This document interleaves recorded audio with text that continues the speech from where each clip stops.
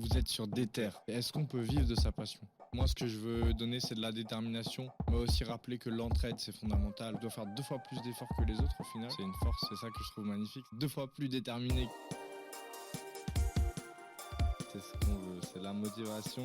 On est venu parler motivation, donc si dès le samedi matin, t'es déter, il y a plein d'opportunités à chaque coin de rue. Il y a plein de gens qui ont la même passion que vous. C'est un truc qui nous a sauvés. On peut atteindre ce monde-là, rester branché et partager. Parce que si on reste déter, il y aura plein de choses qui vont se passer et on va grandir tous ensemble. Pour nous, c'est une passion, frère.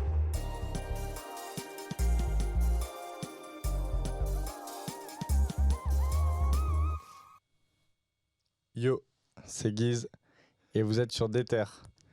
Aujourd'hui, comme vous pouvez le voir, on passe à une nouvelle formule, c'est-à-dire que en plus du son, vous avez maintenant le droit à la vidéo. Donc la vidéo sera dispo sur YouTube. Si vous écoutez le podcast sur Spotify, vous pouvez aussi avoir les images sur YouTube. Et donc aujourd'hui, c'est un épisode un peu spécial et ça me tenait à cœur d'avoir ce nouveau format aussi. Et pour ce premier épisode, j'ai la chance d'accueillir Tikok. Ouais, chanté. Ça va? Ouais, tranquille. ça va et toi, Guiz? Tranquille. Tikok, donc tu es créateur de jeux de rôle et tu fais de l'animation aussi. Yes. Et moi, pour commencer, ce que je voulais savoir, c'était d'où t'es venue cette passion, puisque le jeu de rôle, c'est un truc qui est assez niche, donc forcément, c'est vraiment des passionnés qui sont dedans. Particulier, ouais. Très particulier, c'est un environnement vraiment niche, comme j'ai dit. Ouais. Et je voulais savoir par où ça a commencé justement ton rapport avec ce jeu-là. Ouais. Bon, en fait, si tu veux, à la base, la passion que j'ai pour le jeu de rôle, c'était un peu un truc d'avare parce que à l'époque, il y avait moi j'ai commencé le jeu de rôle quand j'étais au fin collège, début lycée, et il y avait tout le monde qui jouait soit aux cartes Magic ou soit aux figurines, sauf que ça coûtait une blinde. Et vu que moi j'avais pas les moyens, le moins cher c'était de choper un bouquin de jeu de rôle au CDI.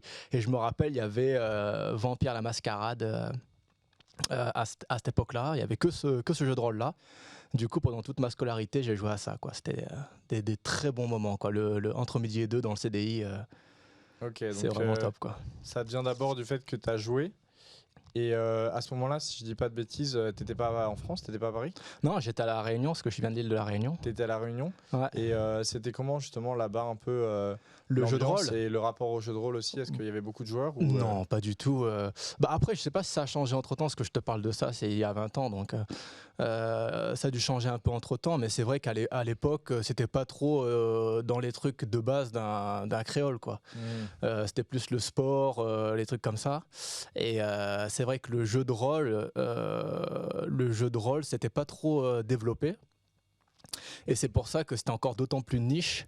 Et on était notre petit groupe de 8 personnes, je crois qu'on était, non peut-être même moins, 5 personnes de tout le lycée, quoi, qui connaissaient le jeu de rôle, quoi. Ok. Et du coup, moi, c'était assez drôle parce que moi, je suis un peu le créole, tu vois, genre le cliché Tom Sawyer, tu vois, savate, short, chapeau, tu vois. Okay. Et les gars avec qui je jouais à Vampire la Mascarade, c'était des gothiques. Donc du coup, je traînais avec eux et eux, c'était gothique, tu vois, en mode collier à pointe. Donc déjà à l'époque, tu détonnais un peu par rapport à ce groupe-là. C'était un peu dépareillé, quoi. Et comment ça se fait que tu t'es reconnu là-dedans alors que justement, ils n'avaient pas forcément les mêmes délires vestimentaires, etc. En fait, c'est un des trucs que je trouve beau avec le jeu de rôle, c'est qu'en fait, tu peux être n'importe qui à partir du moment où tu rentres dans ton personnage. Donc, et ça, c'est vraiment un truc qui m'a plu direct. C'était moi de toute façon j'ai toujours fait des métiers créatifs parce que je voulais un peu fuir la réalité. Bon, c'est un peu tous les gens qui font des trucs créatifs, ça, je pense. Mais du coup, le jeu de rôle, c'était pas mal aussi parce que quelle que soit ton appartenance, quelle que soit ta couleur de peau ou j'en sais rien, quand tu faisais ton personnage, t'étais le Malkavien, t'étais le Nosferatu. Enfin, c'était top. Et en fait, on a vécu des aventures avec une telle émotion. Et moi, ce que j'ai trouvé vraiment fou avec le jeu de rôle, c'est que tu peux avoir des vraies émotions. Et quand on se racontait nos parties, on se les racontait comme si qu'on les avait vécues, quoi. Donc c'est fou comment, avec 3 chaises, 2 dés et puis un bouquin de jeu de rôle, tu peux vraiment vivre des émotions, quoi. Et je trouve que de ce point de vue-là, le jeu de rôle est vraiment est vraiment important parce que ce que je trouve important dans la vie, c'est quand même d'avoir des émotions, tu vois, d'avoir quelque chose qui bouge à l'intérieur. Et quand tu es capable de le faire avec si peu de moyens, ça c'est accessible à tout le monde. Je trouve que c'est vraiment quelque chose qui mériterait à être développé. Et tu disais que ça te permettait notamment du coup de fuir la réalité. Ouais. Qu'est-ce que tu entends par là en fait? Est-ce que la réalité, la Réunion à l'époque c'était très dur par exemple? Oui, Ou, ouais. et comment justement cette création te permet de t'extirper entre guillemets de cette réalité à laquelle tu as envie d'échapper finalement? Ouais. Bah, en fait, pour te remettre un peu dans le contexte, moi je viens d'un milieu extrêmement pauvre à La Réunion, tu vois. Mais c'est pas trop ça que je fuyais parce qu'en fait, vu que j'étais un pauvre parmi les pauvres, j'ai pas trop souffert de ça, tu vois. Il n'y a pas de comparaison. Il n'y a pas de comparaison. Tu vois, je prends la différence avec mon frère et ma mère a voulu le foutre dans une école, tu sais, catho, privée, tout ça. Et en fait, il s'est retrouvé avec tous les bourgeois de La Réunion. Et lui, il a souffert énormément alors que moi, j'ai été que en ZEP toute ma vie et puis ça s'est très bien passé. Donc, c'est pas tant que ça que je fuyais. Mais en fait, moi, ce que je fuyais, c'était le côté emmerdant de la vie, quoi. Putain, quand j'étais petit, je m'emmerdais. Pardon pour le langage. T'inquiète. Mais tu vois, à l'école, je m'ennuyais. On te donnait des trucs à apprendre par cœur sans réfléchir. Je m'emmerdais. Que quand je rentrais le soir, il y avait rien à faire. Il n'y avait pas de console, pas de trucs comme ça, à part aller sortir dehors et jeter des cailloux sur les poules. Il n'y avait pas grand chose à faire, quoi. C'est vraiment ça? Ça m'est arrivé. Tu sais, quand on s'ennuie, on trouve des activités comme on peut. Et t'arrives à les toucher ou pas? Oui, il y en a une ou deux que j'ai touché, surtout celle du voisin. Mais... Bah, franchement, désolé pour vous. S'il y a des poules qui nous écoutent, c'est des défenseurs des animaux. Sachez que j'ai changé.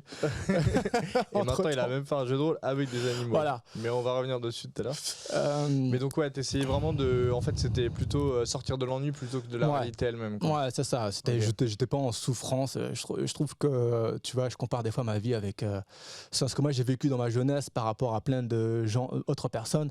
Bon, on n'avait pas beaucoup de sous, mais c'était quand même stylé, quoi. Tu vois, moi je venais de La Réunion. Mes parents sont séparés de base. Moi, j'ai été élevé par ma mère, mais je voyais mon père pendant les vacances. Et en fait, ma mère, elle adorait la randonnée, tout ça, donc j'étais tout le temps dans la nature. Du coup, on le voit ça dans Okimba, les grands paysages, les grandes montagnes, tout ça, c'est vraiment, ça vient vraiment de là. Parce qu'effectivement, j'ai pas dit le nom du jeu tout à l'heure, mais le jeu que tu as créé s'appelle Okimba, pour ceux qui comprendraient pas. Mais comme j'ai dit, on va revenir dessus après. Ouais, bien joué. Parce que moi, je le parle tellement de ça que pour moi, c'est... Forcément, c'est intuitif. Et tu vois, et donc ma mère, c'était la montagne. Et tout le temps, marcher, randonner, tout ça. Et mon daron, lui, c'était l'eau. Alors, il était moniteur sur plage, donc déjà je passais la journée à la plage, donc ça va comme jeunesse. Et en plus, il était moniteur de plongée, enfin il avait des potes qui étaient moniteurs de canyoning, donc tu vois, j'ai passé même si on n'avait pas de thunes, moi j'ai passé mon temps à faire des canyoning de ouf, à faire de la plongée, à faire des machins, donc je suis vraiment pas à plaindre là-dessus. Ouais, donc tu avais en plus du coup...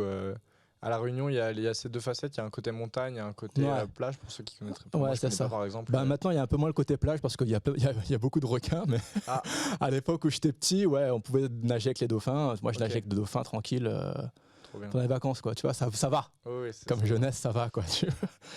Mais c'était surtout l'ennui, quoi. Je me rappelle à l'école, c'était... putain, mais j'attendais que ça se finisse, quoi. C'était vraiment... En plus, je suis hyperactif, hyper émotif. L'école, on essaie de tout descendre, tu vois. Genre, reste calme. En plus, dans les ZEP, tu vois, les ZEP, t'arrives, on était 35 par classe. Les profs, ils arrivent, ils se disent déjà que tout le monde est perdu, tu vois. Donc, ça te motive encore moins. Et je me faisais chier. Et il n'y avait rien qui m'intéressait, quoi. Et en fait, ce qui m'intéressait, ça a changé d'une année à l'autre, c'était quand les profs étaient intéressants. Donc un jour, j'aimais bien le français, enfin une année, j'aimais bien le français, et une autre année, j'aimais bien les maths. Mais par contre, je sais pas si elle va me regarder, mais Mademoiselle Pouzet, qui était ma prof de français, et je pense que c'est grâce à elle que j'ai cru en moi dans un métier artistique.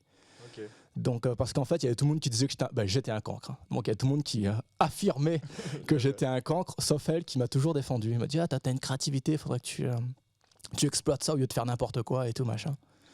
Et du coup, quelle a été, d'après ce que tu me dis, Mademoiselle Pouzet, elle a contribué à avoir ce déclic chez toi, de passer à la création. Et quel était le moment où tu as cessé de lancer les cailloux sur les poules et que Et je me suis mis à bosser un peu. tu t'es dit ouais, j'ai de quoi faire dans mes mains, il faudrait que je crée un univers, quoi. Bah, en fait, si tu veux, moi, ma vie entière, elle est en mode shonen, mais Ok. shonen de rageux, tu vois. Ok. Pas shonen en mode, Positif. tu vois, non, je vais y aller, je suis trop fort et tout. Moi, plus shonen en mode, il y a quelqu'un qui m'a dit que j'allais pas y arriver, Mhm. je prends la rage et je lui prouve que j'arrive, tu Ok. vois. Et justement, je t'avais dit que j'étais un cancre, mais j'étais un cancre sévère, hein. Cancre 4 de moyenne, quoi. Ouais, c'est cool. En fait, parce que en plus j'étais un spatial les rebelles à la con là. Moi, dès que tu me disais quelque chose, je faisais l'inverse juste pour te faire chier. Enfin, c'était insupportable. J'espère que ne pas m'avoir en gosse un jour, mais et du coup, en fait, moi, j'aimais pas apprendre gratuitement et recracher. Je trouvais ça stupide et je voulais pas bosser en sortant de l'école. Donc, du coup, quand on me donnait des devoirs, je revenais, et puis je les faisais pas. Et puis du coup, j'avais 0 et ça faisait descendre ma moyenne. Alors pourquoi je te dis ça ? Je te dis ça parce qu'en fait, à un moment, j'ai eu un déclic. Et je me rappelle, ma mère, elle était tout le temps sur mon dos en me disant « Ah putain, mais jamais tu vas y arriver et tout. » Pour information, j'ai fait un bac ES en plus, tu vois. Parce qu'il n'y a rien à voir avec le truc créatif, spé comptabilité, tu vois.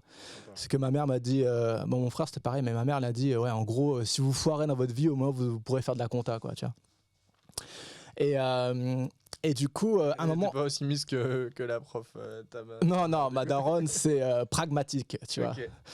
Et beaucoup de courage au ciel. Hein. Et du coup, en gros, à un moment, je lui ai dit, j'ai redoublé ma première. Il n'y a personne qui redouble une première, et moi, je l'ai fait. Et j'ai dit à ma daronne, j'ai fait, à partir de maintenant, il faudra que tu me fasses confiance.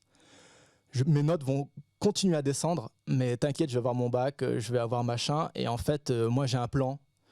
J'arrivais comme ça, j'ai un plan et tout. Et en fait, je vais me barrer de la Réunion. J'ai déjà repéré l'école. Je sais comment prendre un crédit. Je sais machin, je sais truc. Et en fait, je bossais déjà. Bon, ma mère, à un moment, elle a eu une boulangerie. Donc, je bosse à la boulangerie le week-end. Et du coup, je commence à mettre de la maille de côté. Je vais m'acheter mon PC. Je vais avoir un petit pactole en partant de la Réunion pour pouvoir payer mes premiers, tu vois, comment on appelle ça, mes premiers logements. Donc il faudra que tu me fasses confiance. Quel a été le moment justement, pourquoi tu as quitté la Réunion et quel a été... parce que là, tu t'affirmes ça comme si c'était... Ah ouais, comme si c'était évident. normal. Bah, c'est vrai, vous connaissez pas le contexte. Mais en fait, il n'y a rien à la Réunion. Enfin, à l'époque. Okay. Maintenant, il y a des trucs plus intéressants, mais à l'époque, à la Réunion, soit tu voulais bosser dans le bâtiment ou dans le tourisme, c'était bon. Okay. Sorti de ça, c'était que de la merde, quoi. Donc c'était nul. Moi, je voyais il y avait une école, je sais plus comment ça s'appelait. De toute façon, je vais pas dire non, parce que je vais en dire du mal. Mais en fait, c'était une école en 5 ans. Et ce qu'ils sortaient en 5 ans, c'était même pas le même niveau que ce qu'avaient des prépas en France, tu vois. Ah oui.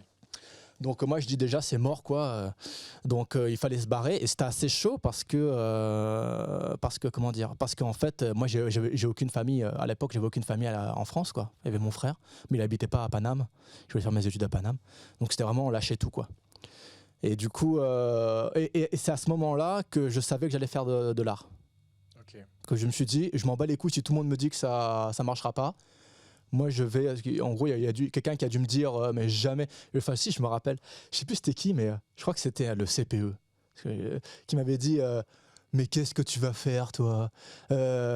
Tu sais pas dessiner, tu sais pas, t'as jamais fait un truc de ta vie, t'as un bac ES.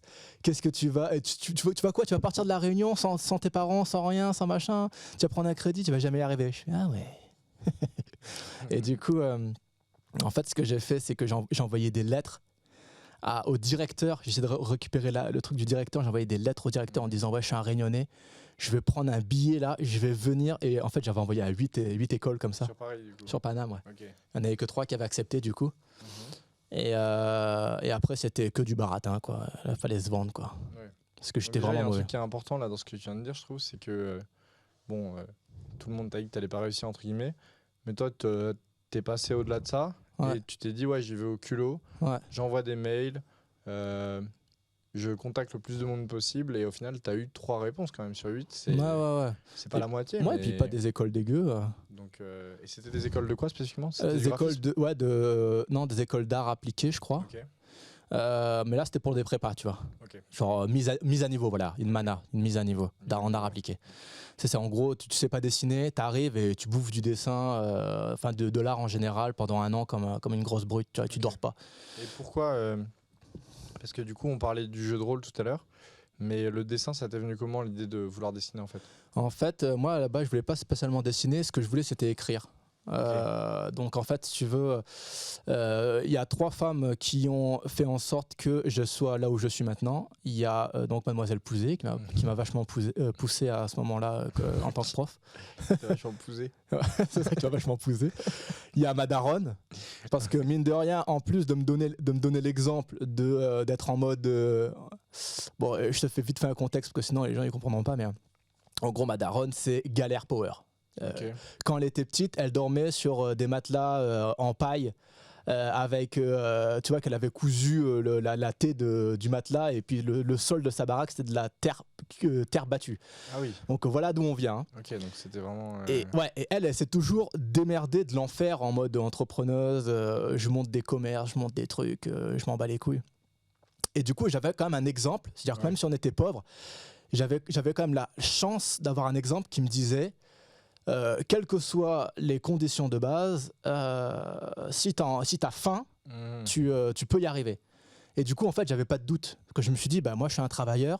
Même si j'étais un cancre à l'école, quand je faisais des trucs à côté, je le faisais à fond et j'explosais tout. Tu vois. Et la 3e personne qui est importante, c'est Manon. Manon, si tu regardes cette vidéo, je pense à toi. Et en fait, Manon, c'est la première qui m'a mis des bouquins dans les mains. Je détestais lire parce qu'on me forçait à lire les putains de Zadig, les trucs comme ça là. Un peu ce que je trouve super intéressant maintenant, mais sauf qu'à l'époque, t'as pas envie de lire, on te force à lire, donc tu. Oui, c'est sûr que quand on te met un truc sous le nez, on te dit c'est bien. Ouais. T'as moins envie que si toi tu l'écoutes toi-même et tu fais ah ça a l'air bien. C'est ça. Et puis tu sais, des trucs un peu adaptés quoi. Quand tu lis Zadig à 9 ans. Oui. Et elle m'avait filé. Manon, c'était une amie à toi? Ouais, c'est une amie à moi. En fait, si tu veux, j'ai fait une espèce d'école, une classe européenne, donc j'ai fait 8 ans d'allemand. Donc à Paris, ça ou Non, à La Réunion, quand j'étais à La Réunion. Il y avait une seule classe de toute La Réunion de machin, et j'ai fait ça. Et ça n'a pas trop marché, parce que je parle pas du tout allemand, c'est un peu dommage. Et du coup, elle était dans cette classe-là. Donc en fait, j'ai eu la même classe pendant 8 ans en fait. Okay. Et du coup, en fait, elle m'a mis. Alors, je me rappelle, le premier bouquin, c'était L'affaire Caius. Un bouquin jeunesse, un peu, tu vois, enquête, mais à l'époque des Romains ou des Grecs, je sais plus, un truc comme ça. Je crois que je l'ai lu aussi, mais. T'as lu ça? Ouais, ça me dit un truc. Ah, c'était ouf. Tu sais, il imitait la signature. Putain, je me rappelle des trucs encore. Si, je l'ai lu. Tu te rappelles? Ouais, c'est marrant ça qu'on ait lu le même truc. Et ça m'a chauffé de ouf. Après, elle m'a fait lire d'autres bouquins. Bah, j'ai lu les Tolkien, j'ai lu La Belgariade, je crois que ça s'appelait. Et en fait, avec elle, on écrivait tout le temps. Donc j'ai déjà écrit des bouquins, des bouquins de 400 pages ah oui. Au collège. Ok. Donc j'étais déjà chaud de l'écriture. Bon, c'était de la merde, mais. Donc elle t'a ramené à la fois de la lecture et l'écriture. Et c'est ce moment-là où tu t'es dit, ça c'est de la création, ça me plaît, ça me permet aussi de inventer des trucs, quel que soit le support, inventer des trucs, c'est mon game. Et à côté, tu faisais le jeu de rôle en plus. Voilà. Et donc forcément, à un moment, tu t'es dit, ouais, il y a un truc à faire. Ouais, mais après, j'ai pas pensé au jeu de rôle en premier. Moi, ce que je voulais faire, c'était. Après, le problème, c'est que quand tu arrives à. Si tu veux, ça, c'est un truc qui est un peu dur, je trouve, pour les jeunes. C'est de savoir vraiment ce que tu veux et de savoir ce que partir dans une voie va t'apporter ou non. Donc, en fait, moi, ce que j'ai vu, c'est que je voyais des trucs avec marqué des réalisateurs d'animation et je les voyais, ils faisaient des trucs de ouf et tout ça, machin. Et du coup, je me suis dit, mais c'est ça que je veux faire. Mais et en fait, donc je me suis orienté dans ces études-là pour être réalisateur. Et qu'est-ce qui t'a... Tu dis justement que c'est dur de faire ce genre de choix. Ouais. Et toi, qu'est-ce qui t'a décidé vraiment à faire ce choix-là justement? Comment t'as tranché en fait? D'aller faire de la réalisation ou de faire de l'artistique? Les deux. Franchement, l'artistique, je me suis dit, putain, si je dois faire ça toute ma vie, m'emmerder comme ça, je vais me suicider à 25 ans. Ok. Franchement. Hein. Okay. Et en fait, la Réunion devenait trop petit pour moi aussi. Okay. Ouais, parce que tu sais, c'est petit la Réunion. Je crois que c'est plus petit que l'Île-de-France. Ah oui. En sachant qu'il y a 65% de la Réunion qui n'est pas habitable parce que c'est des montagnes de l'enfer. Okay. Donc ça laisse pas beaucoup de surface pour se balader, tu vois.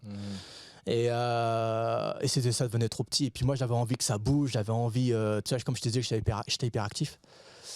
Et comme je t'avais dit aussi, les très, très créatifs, quoi. Et tu sais, je m'éclatais, quoi. J'écrivais des histoires. En fait, quand j'étais petit, je me rappelle, on n'avait pas beaucoup de thunes. Et à un moment, avec Manon, justement, parce qu'elle était pas loin de la maison, on était dans la même rue. Enfin, à quelque chose près. Et en fait, on s'inventait des histoires de ouf. Tu sais, on prenait des bâtons comme ça et on faisait, ouais, je me rappelle, quand elle va m'entendre, elle va sourire. Mais on faisait, ouais, c'est des paracides. En fait, c'est comme si c'était un parapluie, mais qu'il y avait de l'acide qui tombait. Ok. Tu sais, comme genre, le sol, c'est de la lave, tu vois, mais version. Et on s'inventait des histoires de ouf. Et on n'avait rien, rien. Et en fait, on faisait travailler notre imagination de l'enfer. Et après, on allait chez elle, on lisait des bouquins. Après, on racontait on racontait des histoires et tout. Et du coup, c'était ouf. Mais par contre, à un moment, j'ai vraiment failli devenir boulanger parce que j'ai bossé, c'est quand même 6 ans dans la boulangerie. Ok. Et en fait, j'ai adoré. Ça, c'était toujours à La Réunion, ouais. Encore, ouais. Et j'ai adoré en fait l'artisanat. En général, j'adore l'artisanat. Si j'avais pas fini dans l'art, j'aurais fini charpentier ou boulanger, un truc comme ça. Qui sont tout autant des métiers créatifs d'ailleurs. Ouais, franchement, on dirait pas comme ça, mais quand tu fais du pain et que le matin tu as fait une belle tradition, elle est croustillante, elle est bien machin, et que tu as ton client qui te fait un compliment, Ça fait tu nourris quelqu'un, tu vois. Ouais, franchement, c'est une force. Hein. On dirait pas comme ça. Par contre, c'est un autre délire. Hein. C'est lever à 3h du mat. Ah oui. Ma mère, elle était gentille, elle me laissait faire la grasse mat, je me levais à 3h30, moi. Ah oui. Belle grâce, Donc c'était un autre délire. Et donc, moi, ce que j'aime bien dans ce que tu viens de raconter, c'est que ça part d'un petit jeu où tu inventes un truc avec des paracides et tout, comme tu as dit. Ouais. Après, ça part sur des romans que tu commences à écrire 400 pages. Ouais. Et maintenant, c'est sorti il y a moins d'1 an, si je dis pas de bêtises. Ouais, c'est ça, il y a un an, un peu plus d'1 an. Officiellement, je crois que c'est novembre 2020, presque 2020. 2 ans maintenant. Ok, Ouais. donc ça va faire 1 an et demi. allez, presque vas-y. 2 ans. Ouais. Et tu as sorti donc ton premier jeu de rôle qui s'appelle Okimba. Ouais. Et qui moi m'a beaucoup plu dès le premier coup d'œil parce que en fait il est très original. Ah, c'est Il a gentil. vraiment un univers qui est très travaillé et un truc qui est pas commun. C'est-à-dire que on va dire que dans le jeu de rôle, pour ceux qui connaissent pas du tout, il y a quelques sujets qui ont été beaucoup exploités, notamment la medieval fantasy avec elfes, nains, magiciens, etc. Et toi, tu as voulu, je sais pas si c'est un choix vraiment où tu t'es dit je veux pas faire comme les autres, ou en tout cas peut-être même pas intentionnellement, tu as ramené un truc vraiment 100% Tikok, donc qui est ton nom de scène, on va dire, Ouais. et 100% Okimba. Et je vais te laisser parler de ton jeu parce que je pense que tu es la personne qui va en parler le mieux. Mais c'est ça qui m'a beaucoup plu directement, cette originalité, ce parti pris très fort, que ce soit au niveau de l'image ou au niveau de l'écriture et de ce monde que tu as créé, quoi. Ouais, bah, comme Comment tu dis. c'est venu Okimba en fait? Bah, en fait, Okimba, tu veux l'histoire en entier? Allez, T'as 20 minutes? 20 minutes. On a 1 heure encore. Je vais essayer d'aller vite. En gros, quand j'étais à l'école, l'école, en fait, moi j'ai changé d'école d'art parce que était un peu pété celle où j'ai fait ma mana finalement. Mais quand tu es dans une école d'art appliqué, enfin de film d'animation, tu dois faire un film de fin d'études. Okay. Et en gros, à un moment, tu proposes devant un jury un projet de film de fin d'études. Je te parle de ça, c'est en 2011. Hein. Même 2010. Non, 2011. Et du coup, moi j'avais préparé un truc. Et comme d'habitude, j'y vais à fond, je mets de l'univers, je crée des trucs et tout machin. Et j'ai un des profs qui me dit « Putain, c'est super, développe ». Moi, je fais « Ok ». Et là, je développe, je fais des pages, je fais des dossiers, mais des dossiers de l'enfer. Hein. Et je dors pas et tout machin. Et en fait, quand je suis passé devant le jury, ils m'ont dit, ils ont éclaté de rire et puis ils ont dit « Mais non, mais... Ça rentre pas dans 3 minutes 50 de court-métrage, ça. Donc, ça, c'est une trilogie. » Et du coup, je me suis fait éjecter comme ça en 2 secondes, quoi. Alors, eux, ça leur fait rire à l'époque. Moi, ça m'avait rendu encore plus rageux. Et du coup, j'étais là, une trilogie. Et du coup, j'ai continué à écrire. Okay. J'ai écrit une série animée. Donc j'ai créé une série animée, tu sais, pas dans le détail au dialogue près, mais vraiment tout le dossier, les personnages, quelques illustrations, bref, parce que j'étais assez mauvais en dessin. Okay. Et en fait, je vais présenter ça, échec. En fait, je sors en 2012, c'est la crise de ouf dans le milieu en général, surtout dans le milieu artistique. Genre, il y a le Ubisoft qui ferme je sais pas combien de studios, il y a des studios qui crèvent, donc ils sont obligés de fusionner. Enfin, c'est un bordel monstre. Donc, je peux te dire que quand moi je suis arrivé avec mon truc en leur disant ouais, c'est un truc, c'est un peu d'origine africaine, c'est un peu frais, tout ça. Eux, ils me disent soit c'est du Titeuf, soit c'est de l'elfe, soit c'est des meufs à poil. Le reste, ça nous intéresse pas, quoi. Oh, pardon. Donc, du coup, je me suis fait jeter. Et là, j'ai fait ah ouais. Et du coup, j'ai bossé sur un jeu vidéo. Donc, tu vois, le jeu de rôle, il arrive pas maintenant. Hein. J'ai bossé sur un jeu vidéo et en fait, à cette époque-là, donc le jeu vidéo, en plus, je suis allé assez loin. Hein, il y a le dossier qui est prêt et tout machin. Mais en fait, c'était budgété beaucoup trop cher. En fait, si tu veux, l'animation et les jeux vidéo, quand tu vas faire un truc bien, c'est quand même très vite cher, quoi. La série, elle était budgétée à 3 millions. Donc tu vois, quand tu vas... Ouais, ça chiffre. Hein. Donc quand tu vas chercher 3 millions, bah, tu as intérêt d'avoir les reins, quoi, tu vois, d'être chaud. Donc eux, ils préfèrent de la licence. Ils préfèrent te dire, si tu arrives et tu dis, je vais faire Astérix, bah, ils savent qu'ils vont plus rentrer dans leur truc qu'un machin nouveau que personne connaît. Ils veulent être connus, quoi. Voilà. Et le jeu vidéo, ça n'a pas loupé, ça fait le même truc. Alors le jeu vidéo, c'était un peu moins cher, c'était 800 000. Mais tu vois, si tu voulais, en France, avec les charges patronales, tout ça, si tu veux payer un peu correctement les gens qui bossent sur un projet, ça chiffre très vite, quoi. Donc là, c'était un deuxième échec. Et celui-là, j'avais beaucoup travaillé. Donc ça, c'était un coup assez violent. Et en plus, à un moment, je passais plus de temps à faire des dossiers, tu vois, genre les dossiers CNC. Le CNC, c'est un système d'aide que tu demandes quand tu as des projets. Tiens, je crois qu'on t'appelle. Ouais, excuse-moi. Et du coup... Et tu vois, il y a donc je te disais, il y a le CNC. Et donc, je passais plus de temps à faire des dossiers de CNC qu'à faire de l'artistique, quoi, à faire du créatif. Donc, ça m'a un peu saoulé aussi. Et à ce moment-là, j'ai failli abandonner. Et du coup, je me suis dit, si je dois sortir un truc, il faut que ça soit un truc que je puisse sortir tout seul. Donc, j'ai commencé à écrire un bouquin. Donc, en fait, je voulais écrire la trilogie d'Okimba, donc 3 bouquins. Ça s'appelait déjà Okimba ? Ça s'appelait non, je crois que ça s'appelait Equinox à l'époque, jusqu'à ce qu'il y ait un mec qui me dise que ça sonne pas très africain. Donc du coup après je l'ai changé, j'ai appelé ça Okimba. Mais en gros j'ai commencé ces bouquins là. Donc le premier bouquin il est écrit déjà à 75%, tu vois. Sauf que j'avais l'impression que mon univers il était pas mon univers, mais le lore manquait un peu de profondeur, tu vois. Le lore, pour ceux qui ne connaissent pas, c'est simplement l'histoire. Ouais, les biotopes, les peuplades, vraiment tout ce qui compose purement l'univers sans l'histoire, quoi. Ouais. Et c'est ça qui est super intéressant justement avec Okimba, c'est que c'est un jeu qui, je trouve, brille dans ses détails. C'est-à-dire que moi, j'ai fait une partie avec des amis, et ce qui m'a le plus marqué, ce qui les a le plus marqué aussi, c'est... par exemple, il y a un moment, ils sont dans une jungle qui est immense avec donc des troncs d'arbres qui font la taille de building, on va dire, monstrueux. Et en fait, il y a des énormes fruits qui pendent à ces troncs d'arbres et t'as un mec qui vit là-dedans, il est en train de fumer une pipe et t'as la fumée qui passe à la fenêtre. Et c'est ce genre de petits détails qui rend ça super vivant, en fait, je trouve. Ah, c'est cool. Et c'est ça que je trouve ça sympa. Et dans ce que tu viens de dire, du coup, ce que tu es en train de raconter, ce qui est super intéressant, c'est que tu as échoué 2 fois. Ouais. Une fois la série, une fois le jeu vidéo, enfin même une première fois encore avant quand tu l'as présenté au début. Et t'as jamais lâché ce truc-là. Ouais. Bah, à ce moment-là, j'étais vraiment quand même au fond du trou. Hein. Ouais, et comment justement, comment tu t'es toujours relevé de ces échecs en fait ? Bah, en fait, t'étais persuadé toujours que ça allait marcher rageux. Franchement, je marchais que à la rage. Mais maintenant, je carbure plus trop à ça parce que c'est quand même fatigant, tu vois, d'être en mode énervé, rageux tout le temps. Mais au début, ça m'a quand même beaucoup aidé, quoi. Et du coup, en gros, du coup, je faisais ce livre-là. Je me suis dit qu'il n'y avait pas assez de lore. Et du coup, je me suis dit, vas-y, j'écris vite fait un jeu de rôle. De 35 pages et comme ça, et je fous le PDF sur internet et après je me remets sur mes bouquins. Et en fait, ça a duré 4 ans. Ok.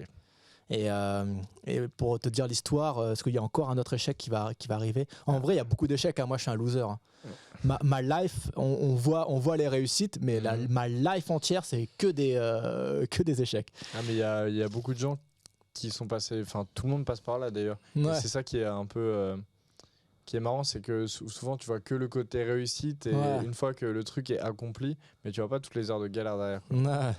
Et du coup, parce que je t'ai pas raconté le fait que j'ai voulu lancer 2 fois des boîtes avec des copains, que ça a foiré. Tu vois, moi, ça c'est sur mon temps libre que je te parle de tout ça, là, écrire des livres, écrire des séries, tu imagines, hein, pendant que toi t'es tranquille, tu vas pécho des meufs, tu vas tranquille aux soirées, le week-end, tu te mets pépère et tout. Moi je suis en train de cravacher sur ma table à dessin comme un connard, quoi. Et donc c'est-à-dire pas de life, quoi. Donc c'est ça aussi qui est dur, c'est que tu sacrifies beaucoup de choses et t'as pas de résultat derrière. Donc ça c'est d'autant plus dur. Et du coup en fait cette aventure de vas-y je fais vite fait un jeu de rôle, ça m'a traîné 4 ans. Et ce qui m'a fait tenir pas mal, c'était que qu'il y avait des bons retours des gens. Moi je faisais jouer à mes potes, je faisais jouer à des personnes qui avaient jamais joué au jeu de rôle et tout comme ça, et en fait ils accrochaient direct. Ouais, tu voyais le côté concret. Et ça c'est génial, le jeu de rôle, c'est que tu vois, c'est pas comme un livre tu le fais lire, ouais, mais bon, tu peux pas le faire lire à 4 personnes, ils doivent lire 400 pages, flemme. Un jeu de rôle, demain je peux te dire viens on fait une partie de 2 heures, et tout de suite c'est comme le jeu vidéo, tu as un retour direct, et en fait l'interactivité entre le joueur et le créateur, c'est vraiment super, quoi. Donc du coup tu recalibres et tout. Et pour la petite histoire, vite fait, encore des échecs, c'est que en fait j'avais plusieurs fois des dessinateurs avec moi, parce que moi je savais pas dessiner, en fait je dessinais très mal, tu vois. Et j'avais quand même des bases parce que j'ai fait une école d'art, et puis j'avais fait de la photo et tout ça, mais en fait moi j'étais de la 3D, quoi. Je faisais de la 3D très très techos, quoi. Je faisais du code, de la 3D technique, mais pas trop artistique. Et en fait le problème c'est que quand tu as des moi j'aime bien dire qu'un projet, quel qu'il soit, même le plus simple possible, c'est jamais un sprint, c'est toujours des marathons, quoi. Et du coup il faut tenir sur le long terme, et il y a très peu de gens qui peuvent tenir sur le long terme. Il y a très peu de gens qui ont l'endurance. Donc tu vas tomber sur des gens qui vont être motivés 2 mois si tu as de la chance, 3 semaines plutôt. Et d'autant plus s'il n'y a pas d'argent, quoi. Parce que là tu vois c'était un truc qu'on faisait et puis on partageait les gains derrière. Mais sauf que quand il n'y a pas d'argent, le mec il dit bah t'es gentil Coco, mais toi si t'as envie de flinguer ta vie sociale, moi ça fait 2 mois que je sors pas, que en plus je suis fatigué et tout, flemme, quoi. Ouais. Et du coup à chaque fois je perdais les dessinateurs, et du coup pour faire un jeu de rôle c'est de l'écriture et du dessin, quoi. Oui, il faut un côté visuel quand même pour apporter. Bah ouais. Et du coup là j'ai pris une décision aussi, c'est que je me suis dit ouais vas-y Nick, j'apprends à dessiner. Ok. C'était chaud, hein. Ouais, et puis surtout que tu apprends en autodidacte, donc tu apprends mal, quoi. Mais surtout que moi je trouve que les dessins sont très réussis, et si je me trompe pas tu as utilisé une technique assez spéciale justement. Bah ouais, en plus comme un connard j'ai utilisé une méthode traditionnelle parce que je trouvais que c'était cohérent avec ce que, si vous voulez, pour vous donner un peu le contexte, c'est que le livre est écrit comme si c'était un personnage du jeu qui l'avait écrit. Donc c'est lui qui parle, il dit vous êtes tombé sur mon livre, continue ma quête. Et je me disais que si je faisais un bouquin avec des trucs digitaux, lui il n'avait pas accès à des ordinateurs, donc ça manquait un peu de cohérence. Et moi je voulais que les gens, quand ils ouvrent le bouquin, ils soient carnet de voyage, ils ont même pas encore lu une ligne, qu'ils soient déjà happés par le bouquin, quoi. Et du coup j'ai tout fait en traditionnel, aquarelle et encre de Chine, ce qui est extrêmement dur, quoi. Là j'ai ce que je faisais un peu de digital aussi avant, je viens du digital, et au calme tu peux te dire que la même illustration ça prend 2 à 3 fois plus de temps, quoi. Et en plus quand tu te foires, tu flingues toute ton illustration, quoi. Tu peux pas faire CTRL-Z, il n'y a pas de gomme. Donc, mais après je trouve que le traditionnel c'est un bon professeur, parce que t'as en digital le problème avec les outils qu'on a de nos jours, j'ai parlé comme un vieux con, mais les outils qu'on a aujourd'hui c'est tellement facile qu'en fait t'oublies de réfléchir à ton travail. C'est-à-dire que t'es là, moi des fois je vois des gars bosser en digitaux, ils sont là, ils font n'importe quoi, tu lui dis mais tu vas où? Après il met 14 filtres dessus, et après au bout d'un moment il arrive à retomber un peu sur ses pieds, et après il rajoute des petits machins. Je sais, ouais, mais là sauf que là t'as pas réfléchi à ta lumière, t'as pas réfléchi à pourquoi t'as mis cette lumière là, pourquoi tu vois, il y a tout qui se réfléchit en avance. Et en fait le traditionnel c'est tellement dur, c'est tellement punitif, que t'es obligé de travailler en avant. Tu poses une lumière là, pourquoi tu le fais? Qu'est-ce que ça va mettre en valeur? Est-ce que c'est dramatique, lumière de jour, lumière rasante, ça raconte pas la même chose. Et donc du coup, c'était un très bon professeur. Et après, là, en ce moment, j'en chie encore. Parce que là, je fais beaucoup de choses en même temps. En plus, j'ai lancé la boîte. Ça, quelque chose que j'ai pas dit, c'est que je trouvais pas d'éditeur pour le jeu de rôle. Encore un autre échec. Du coup, j'ai dit Nick, je m'auto-édite. Donc, c'était un autre corps de métier à apprendre. Ah oui. Et franchement, j'ai appris à l'arrache. Hein. Mais moi, je conseille tout le monde à faire ça, en fait. Non, mais c'est pour ça aussi que j'ai voulu t'interviewer. C'est parce que, en vrai, t'es tellement symbolique de déter. Auto-édition, tu fais les dessins toi-même, t'as écrit tout le livre. Ouais. À partir de ce moment-là, en travaillant à côté en plus. Ouais. Donc moi je trouve ça impressionnant. Et tu parlais du côté de la planification dans un dessin. Ouais. Et toi j'ai remarqué que tu l'appliques aussi à une échelle plus globale. Ouais. C'est-à-dire que en fait tu as une chaîne YouTube donc avec ta maison Galion Sauvage. Galion Sauvage.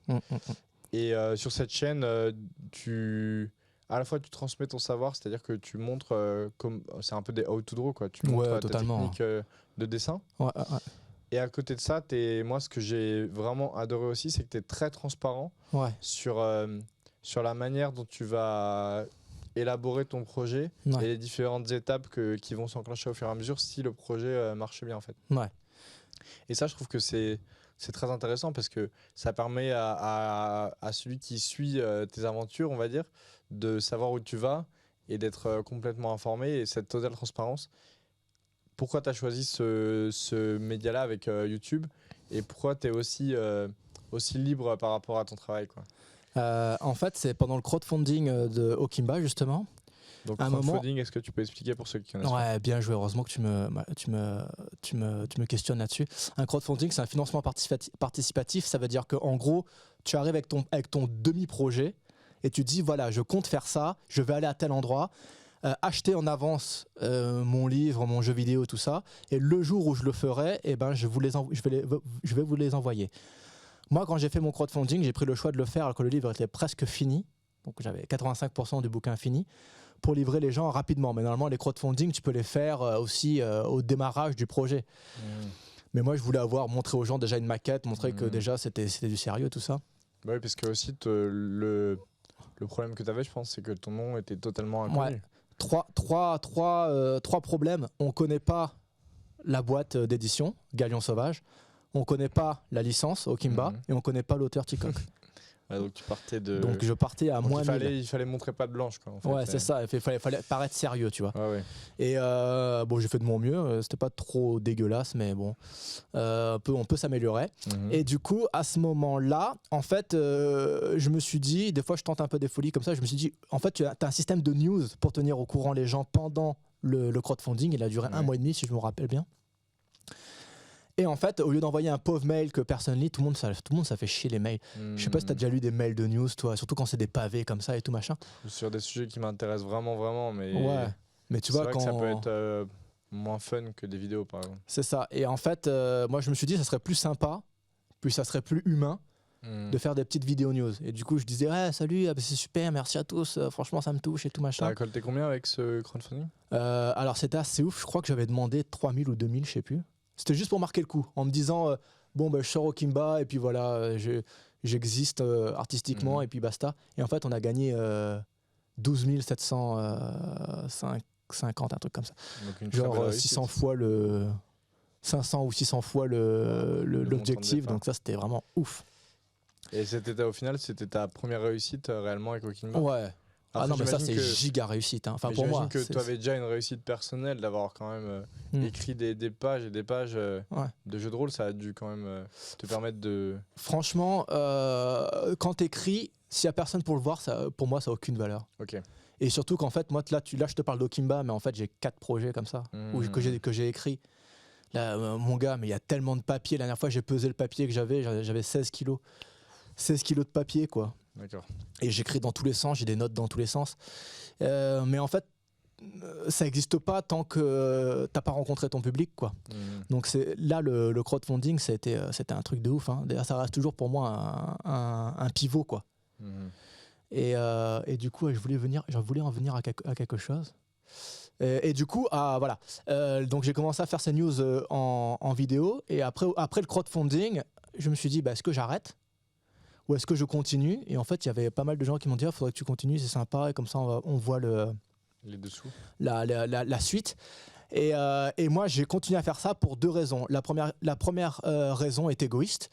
C'est que comme ça me permet de construire une communauté.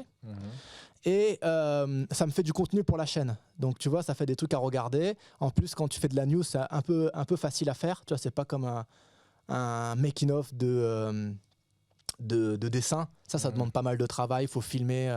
Pourquoi tu dis que c'est égoïste? C'est égoïste dans le sens où c'est mercantile. Tu fais ça pour développer une communauté, pour développer ton image de marque et pour montrer tes produits. Donc ça, c'est la partie égoïste. Et l'autre partie qui est altruiste, c'était que en fait, moi, je suis autodidacte sur beaucoup de choses.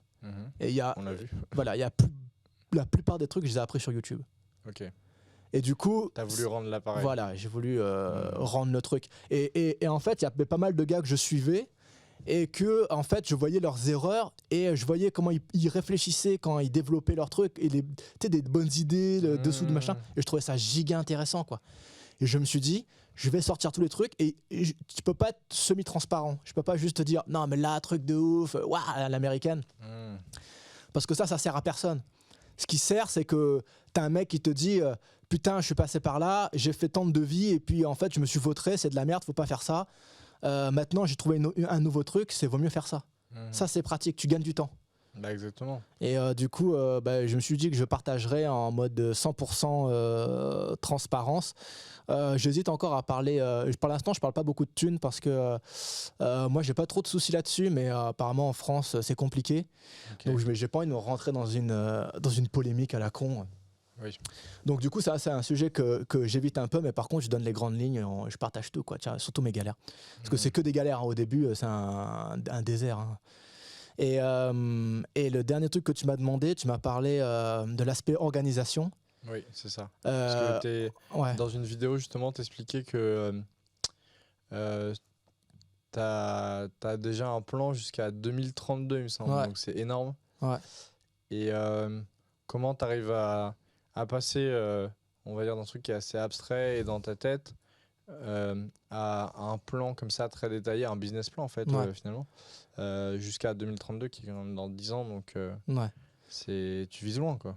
C'est ça que je trouve assez impressionnant avec toi, c'est que t'es très organisé finalement. En fait, si tu veux sortir des trucs, faut être chiant. Dans le sens où tu sais, dans les films, on voit les artistes en mode, tu vois, les gars, ils sont torse nu dans leur atelier comme ça, ils dorment pas la nuit. Les gars, t'as l'impression qu'un soir, il a bu un peu trop, il est possédé par la muse de l'art et il se met à peindre sa meilleure toile et tout. Ça n'arrive jamais. Je suis dans le milieu artistique depuis 10 ans maintenant, 12 ans, ça n'arrive absolument pas. Les gars qui réussissent et qui font des trucs de ouf, c'est des mecs chiants, qui sont organisés et qui avancent comme des bœufs, quoi. À savoir, on a une expression comme ça à La Réunion, s'avancer comme un bœuf. C'est pour dire que tu avances lentement, mais tu t'arrêtes jamais, en fait. Tu fais que avancer petit pas par petit pas, mais tu grimpes la colline, quoi, tu vois, enfin la montagne. Mais vu que tu fais que avancer tout le temps, au bout d'un moment, tu arrives en haut, quoi. Et si tu prends une pierre dans la gueule de temps en temps, c'est... tu te relèves quand même. C'est ça. Et du coup, en fait, moi, je suis un mec chaotique à la base. De toute façon, je suis toujours très chaotique. Dans le sens où, moi, mon problème, c'est pas d'avoir des idées, c'est de les canaliser généralement. Donc, en fait, je vais aller dans tous les sens. Je vais changer de machin, je vais changer de truc. Sauf qu'à un moment, ça devient ton ennemi, quoi. Parce que tu vois, il y a beaucoup de gens qui vont se reconnaître dans ce que je vais dire, mais tu sais, c'est un peu ce truc-là où tu sais, t'as un projet là, ah putain, ah ouais, je suis chaud et tout machin, t'as une idée qui vient d'arriver, tu te réveilles le matin, t'as eu un rêve de ouf, ah putain, mais c'est une idée de ouf, tu commences à bosser dessus tous les soirs, t'as à donf et tout. Au bout d'une semaine, tu commences à avoir des petits doutes. Au bout de 3 semaines, t'as un peu moins bossé dessus et après, tu dis, après, t'as une autre idée. Et tu oublies la première et tu repars sur l'autre idée et un truc de ouf. Et en fait, tu fais que des demi-projets comme ça toute ta life. Et comment tu passes ce cap justement de ok, j'ai une idée, comment tu sais qu'elle est bien déjà et comment effectivement tu passes de je bosse vite fait et après j'arrête à vraiment réellement s'impliquer dedans sur le long terme comme tu as fait, quoi. Ouais. 4 ans. Et encore, on dit 4 ans, mais au final, ça fait depuis Ouais. 10 ans quasiment que tu es dessus, quoi. Ouais. Ben, en fait, comme je t'ai dit, je deviens chiant. Ça veut dire que j'ai une idée de ouf, Ouais. je me la marque. Moi, je marque toutes mes idées. Est-ce Parce que tu que- t'imposes des contraintes, du coup? Ben là, tu vas voir. Je marque mon idée déjà, comme ça, c'est fait. Parce qu'en Mhm. fait, moi, je suis plus un éjaculateur d'idées, quoi. Tu vois, j'ai une idée, faut que ça C'est mignon, ça. faut que ça parte, tu vois. C'est mignon. Et tu vois, j'aime pas trop me branler pendant 2 heures pendant plusieurs jours sur un truc, tu vois. Métaphore, tu vois, très sexy, quoi. Ouais, on pousse le truc jusqu'au bout. Voilà. T'en as une dernière encore Et du coup, donc, j'éjacule mon idée sur mon calepin, là, mon bloc-notes. Comme ça, après, j'y pense plus. Tu vois, je me libère de la charge mentale, tu vois. Et une fois, et si quelques jours après, je relis cette idée-là, je trouve qu'elle mériterait de faire un projet, Mhm. et ben, je me pose et je fais un dossier. Donc en fait, tu Et je- laisses le temps couler, Ouais. tu respires quelques jours, tu penses à Un autre petit chose, peu de recul, tu vois. et tu prends du recul, et après, tu te demandes si ça Ouais. vaut la peine de... Et là, je fais un dossier, mais tu sais, les Ok. dossiers chiants, Excel, hein. Mhm. Un dossier où je me dis combien de temps ça va prendre, combien de temps ça pourrait rapporter, combien d'argent ça va coûter, combien de Mhm. personnes il faudrait. Et en fait, en fait, ça, c'est très très chiant à faire, hein. Mhm. Et si quand tu es en train de le faire, tu es déjà en train de dire oh putain, vas-y, flemme, ça veut dire que ton projet, il en vaut pas le coup. Ok. Donc, du Donc, coup, en fait, tu commences par le... le plus chiant. C'est un peu ouais, après l'effort, le réconfort, quoi. Tu commences C'est par le ça. truc le plus chiant, et une fois que tu as terminé ça, Ouais, c'est la preuve que cette idée vaut le coup d'être tentée. c'est ça. Vraiment. Et moi, j'aime Ok. bien bosser comme ça, même quand je bosse avec des gens, parce que là, moi, je fais des clips et tout, machin. Enfin, on en a fait Mhm. 2, on n'a pas fait 36 000 non plus, mais T'as Et- fait quoi comme clip? 10K, la rue scolarise. Ok. Et tu vois, quand tu bosses avec des gens, moi je préfère parler de l'argent en premier. Mhm. Je fais, tu veux combien? Ok. Moi je peux te donner ça et tout machin. Parce qu'en fait, une fois que ça c'est réglé et que tout le monde est content, Mhm. au moins tu peux te concentrer sur l'artistique. Et ça Ok. c'est. Et tu vois, et je pense que vaut mieux faire ça que faire l'inverse. Genre, ouais, on a un projet de ouf, t'inquiète, viens, t'inquiète, ça va être cool et tout machin. Et qu'après tu commences à te fighter pour la thune, Mhm. tu vois. Au moins c'est clair. Et les projets, je fais pareil. Et là, tu vois, par exemple, j'ai eu un projet. Comment ça s'appelle quand j'étais à Madagascar avec mon Mhm. père. Et au début, c'était juste un truc à la con sur un bout de papier. Et il a muté, tu vois. Mais entre-temps, je sais que maintenant, et celui-là, il est valable, surtout en notre truc actuel. J'ai regardé quelques émissions YouTube qui te disent voilà comment essayer de penser un jeu indépendant, un jeu vidéo indépendant. Donc tu te dis est-ce que je peux changer des trucs pour plus rentrer là-dedans pour que ça soit un peu avoir un petit peu de marketing gratuit déjà quand il va sortir. Et là, au fur et à mesure, il tient le coup ce projet-là, tu vois. Mhm. Et ça s'appelle Ma tendre chimère et tu vois c'est le premier projet qu'on va sortir en jeu vidéo. Trop bien. Donc on a déjà on a déjà la démo et tout machin. Là on est en recherche de financement. Ok. Et tu vois, je bosse dans l'ordre aussi Tu vas maintenant. refaire un financement participatif? Ouais, en fait maintenant on va vivre en financement participatif parce que Ok. Tu conseilles ce moyen de Ouais. financement? même si tu te foires, ça te fait de la visibilité parce que ça te fait un podium. Ouais, mais si tu te foires, du coup, tu rembourses les gens? Tu te Comment rembourses ça pas les passe gens, ça ne les déduit pas. Ça veut dire qu'en Ah gros, oui, d'accord. par exemple, toi tu mets 40 L'argent n'est balles pas sur un prélevé, quoi. crowdfunding, s'il foire, ça te prélève pas les 40 Ok. balles. Donc en fait pour les gens c'est tout bénef. Ouais, c'est génial. Et il y a une question que je voulais te poser aussi, c'est que il me semble que dans une vidéo, tu disais que pour créer tous les dessins, etc., tu t'es beaucoup isolé. Ouais, Tu as beaucoup été seul, et même toutes ces heures de travail, j'imagine que tu es seul quand tu travailles. ouais, ouais. Toi, tu es quelqu'un qui est à l'aise avec la solitude? Ouais, en vrai je suis pas En très général social, j'aime pas Ok. trop les gens. Ok. Et Et il est bah, super ça- sympa en vrai. Hein. non mais ça a un peu changé, j'ai un peu changé entre temps, mais avant j'étais un putain d'autiste. Ok. En fait, j'ai aucun problème à donner beaucoup d'énergie pour travailler. Mhm. Genre, je peux faire. Là, en ce moment, je travaille 11 heures par jour sans problème, tu vois. Mhm. Mais l'énergie des gens, ça me bouffe énormément. Donc, par exemple, quelqu'un Ok. qui est contrarié ou qui est Ouais, pas content et tout, négatif. putain, ça me reste dans la tête, ça tourne dans mon cerveau, ça m'empêche de dormir. C'est terrible, quoi. Ouais. Et du coup, moi, mes kiffs, c'est d'aller dans la montagne. Je loue un gîte dans les Pyrénées 1 mois et demi. Personne autour de moi, personne pour me faire chier. Je m'enferme, je fais des courses pour 1 mois et demi, comme ça je croise même pas de caissière, rien. Putain. Malade. et je me lève le matin à 5h30 et je dessine toute la journée et j'allume pas mon téléphone, je prends pas internet, je prends pas l'électricité. Ça, c'est mon kiff. Ok. Et après, je deviens fou et là, je reviens un peu dans la société, quoi. Parce que sinon, au bout d'un moment, je pense que tu deviens fou quand même, quoi. Ah ouais, t'es Mais t'es quand même très radical là-dessus. ouais, pour créer, par contre, c'est Mais incroyable. Tu crées 8 fois plus vite que Ok. quand tu as ton téléphone Instagram, Facebook et mes couilles qui sonnent toutes les 5 minutes. Ça, ton pire ennemi créatif, c'est ton putain de téléphone que tu as dans la poche, quoi. Ça, c'est vrai que ça. C'est une distraction. C'est toujours une distraction. Il y a toujours un truc à faire dessus. Ouais. Donc, ouais, ça peut être un bon conseil aussi de couper son téléphone quand on crée. Mm. Peut-être pas aller dans aussi Dans une extrême que toi. montagne. Parce que après, s'il y en a qui se Excuse-moi. reconnaissent dans tes propos, j'imagine qu'ils kifferont aussi cette expérience. Mais je pense pas que ce soit un truc qui correspond à tout le monde. Non.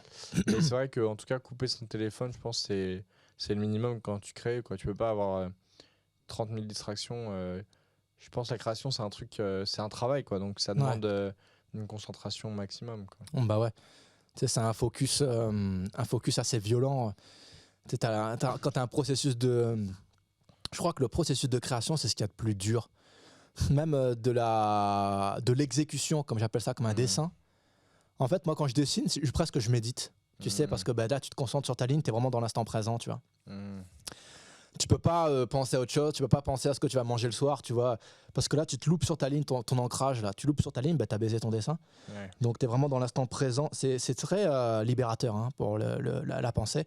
Par contre, quand tu crées, moi, je faisais des journées où je créais, où j'apprenais aussi. Là, le processus d'apprentissage, c'est pareil. Putain, mais t'es flingué à la fin de la journée, quoi. T'as pas de problème pour dormir, hein, t'inquiète pas. Même tu travailles juste 8 heures par jour, t'es flingué, quoi. Et du coup, moi, c'est pour ça. Et puis, moi, je suis monotache. Moi, je peux pas avoir quelqu'un qui me parle à côté, qui me raconte sa vie et tout. Non, j'ai besoin d'être focus. Là, mon meilleur investissement, là, c'est un casque bruit blanc. J'entends encore moins les gens autour de moi. Et comme ça, je reste focus à mort. C'est génial. Mais ce que je voulais dire, c'est que du coup, ce qui est intéressant, c'est que ça te permet de vivre à 100% en fait. Parce que ton plus gros problème quand t'étais petit, c'était l'ennui. Ouais. Et en fait, en dessinant, d'après ce que je comprends, tu te sens vivant, quoi. T'as l'impression vraiment d'être là et d'être un acteur. Tu crées, en fait, tout simplement. Ouais. Donc, c'est de passer de l'idée. Ouais. Moi, ça m'a fait un peu ça avec Déter, tu vois, dans une moindre mesure, parce que c'est pas un taf pareil. Mais de passer d'une idée, oh, je veux faire un podcast, ça peut être cool, à voir l'épisode sur les plateformes, etc. C'est un truc qui est super satisfaisant. Et avec un dessin, bon, moi je sais pas du tout dessiner, je me suis arrêté au bon bâton. Mais j'imagine que ça doit être la même satisfaction de se dire, ouais, j'avais un niveau pourri en dessin il y a 5 ans, et maintenant je fais des magnifiques aquarelles qui plaisent aux gens, quoi, et qui sont super belles. Bah, c'est tout artisan. Moi, il y avait mon directeur d'école, Franck, qui disait, l'école Georges Méliès, qui disait on n'est pas des artistes, on est des artisans de l'image. Ouais. Et en fait, je trouve que c'est vraiment extrêmement bien trouvé parce que en fait, tu as vraiment l'aspect où tu vois, tu crées quelque chose d'intellectuel et de manuel en même temps, parce que tu as vraiment une exécution manuelle et tu as un résultat. Et c'est très intéressant comme remarque que tu as fait parce que tu vois, quand j'avais le crowdfunding qui avait explosé, que ça marchait bien et tout machin, il y a tout le monde qui me demandait si j'étais content. Et en fait, j'étais pas content. C'était pas l'émotion, en tout cas, j'étais content. Ah ouais. Tu vois, mais c'était pas l'émotion qui m'assaillait. Par contre, je me rappelle que quand le crowdfunding il s'est arrêté, que tu sais, parce que pendant le crowdfunding, t'as pas le temps de penser. Hein. Tu cours partout, tu réponds aux gens et tout machin, donc t'as pas le temps de réfléchir. Et quand le crowdfunding c'est fini, et tu sais, il y a tout qui s'arrête, et là t'as le temps d'introspecter un peu, tu vois. Et je me rappelle que ma première pensée, ça a été maintenant j'existe. Ok. Et en fait, avant, alors, pour moi, j'existais pas, quoi. J'étais personne. Et du coup, avec ce projet-là, les gens m'ont vu, les gens ont validé. En fait, c'est un peu comme si j'étais validé, comme j'ai besoin d'une validation, quoi, tu vois. Ouais. Du coup, ça rejoint un peu ce que tu as dit, ce côté de cette satisfaction de la création et sentiment d'accomplissement par l'exécution, quoi. Franchement. Et du coup, maintenant, ça continue, quoi. Maintenant, il faut maintenir le bateau hors de l'eau, quoi. Le Ce qui est pas le sauvage. plus, le galion sauvage, ce qui est pas le plus facile, hein. Bah, cette émission, elle va toucher à sa fin, du coup. Ouais. Mais c'était super intéressant. Ouais, bah merci de m'avoir invité. Moi, bah, c'était un plaisir, frérot, tu connais. Et surtout, ce que je voulais dire, c'est que soyez déter. Vous voyez, il est parti de la Réunion dans un milieu qui était quand même assez pauvre. Il est venu sur Paname. Il a monté sa propre boîte d'édition. Il a créé son propre livre. Il a fait ses propres dessins. Si on vous refuse ou que vous voulez défendre votre idée et que vous êtes certain qu'elle en vaut la peine, et même si elle en vaut pas la peine, ça vaut toujours le coup d'essayer. Et c'est en apprenant, c'est en ayant des échecs qu'on se construit. Et je pense qu'on peut finir sur cette belle phrase de maintenant j'existe. Et maintenant on est tous déter. Et franchement, je vous souhaite le plus grand bien dans vos vies. Et soyez déter, c'est le plus important. Ouais, ciao tout le monde, soyez déter.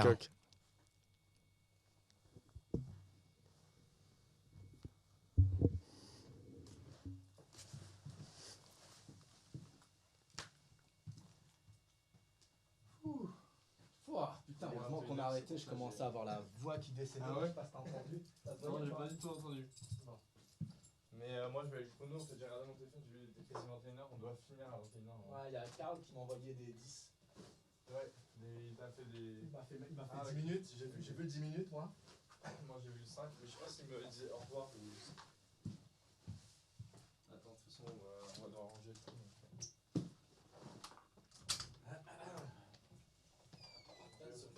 C'était bien? C'était cool, c'était chouette. Ouais, c'était sympathique.